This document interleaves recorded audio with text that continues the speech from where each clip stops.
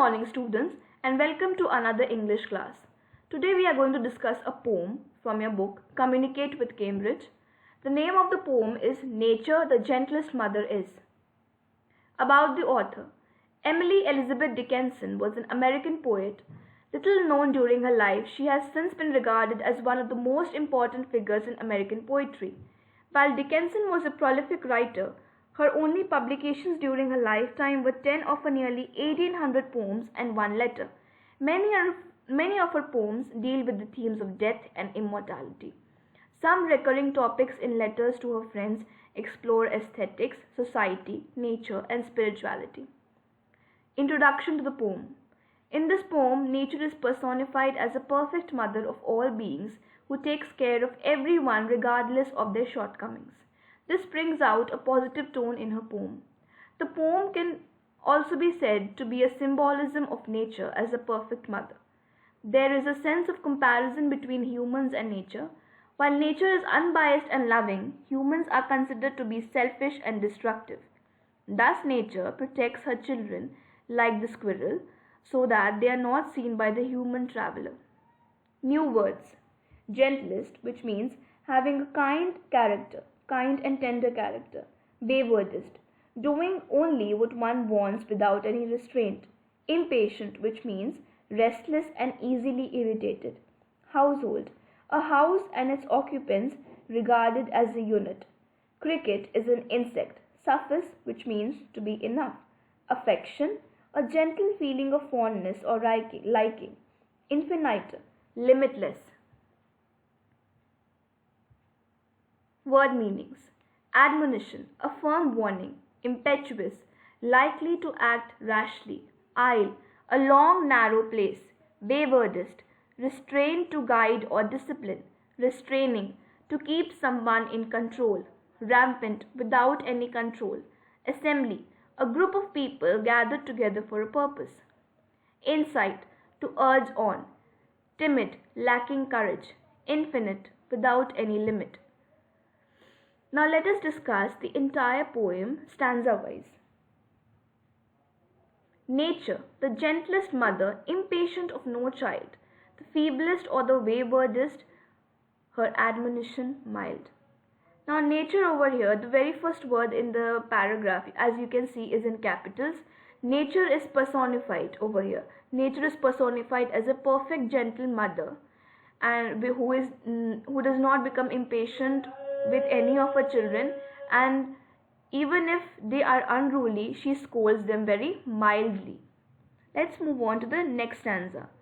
In forest and the hill by traveller is heard, restraining rampant squirrel or too impetuous bird.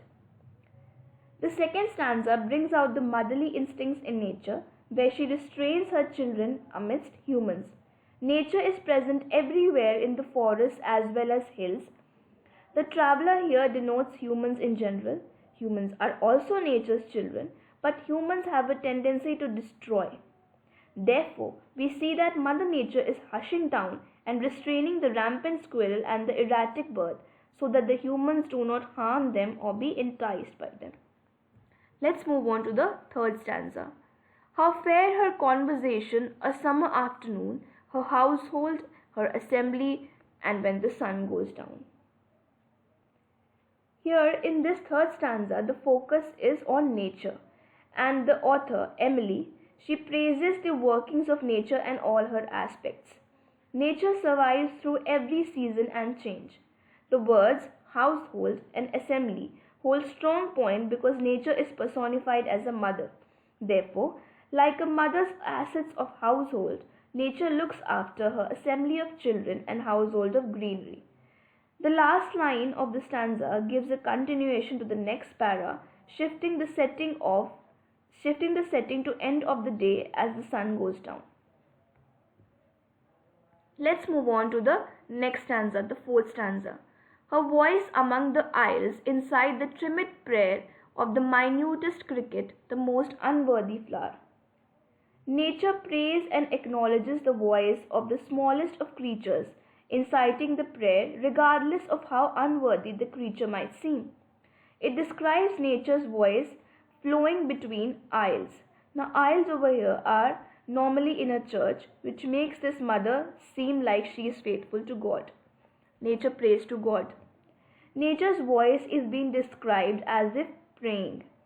She is praying for her children, like the squirrel or the bird, so that they are not harmed by the humans. One of which is an unworthy flower. Flowers that are wilted or ugly are seen as even more inferior, since flowers are perceived to be more beautiful than any of the creations of God. Dickinson stresses on the ugly, unworthy flower in order to express the unconditional love of Mother Nature. Now let's move on to the next stanza. When all the children sleep, she turns as long away as will suffice to light her lamps, the bending from the sky. The first line describes the night when all her children are asleep. Now let's see what nature does after all her children are asleep. Her children include all the beings of the world. Even when her children are asleep, she has other duties that she needs to take care of. Therefore, we see that nature is going a long way in order to light her lamps for the next day. Bending from the sky indicates the setting of the sun. Since the sun is setting, she will have to go a long way in order to get the light back for the next day. This stanza picturizes the scene of a day ending and nature waiting for the next day to start. Let's look at the last para of the lesson, of the poem. With infinite affection and infinite care, her golden finger on her lip wills silence everywhere. The last stanza of the poem brings us to the end of the night, where this is the sense of calm before the day begins again and the cycle continues. With all her affection and boundless care, nature is seen to hush down her children with a finger on her lip and bring silence everywhere. The golden finger here indicates the ideal mother who has the golden touch of calming her children instantly. I hope you understood the poem. Let's move on to the tone and theme of the poem. The poem is reflective and reverential. Throughout the poem, there is a sense of praising and gratitude towards nature and its functioning. Emily is putting nature on a pedestal by giving it the title of motherhood. The poem is reflective of Emily's perception of nature and its place in her life. The running theme throughout the poem is motherhood.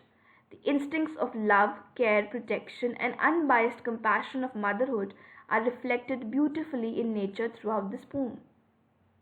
Now, I would like you to make sentences with the following words. I hope you understood the poem. If you have any problem, you can ask me in class. Thank you for watching.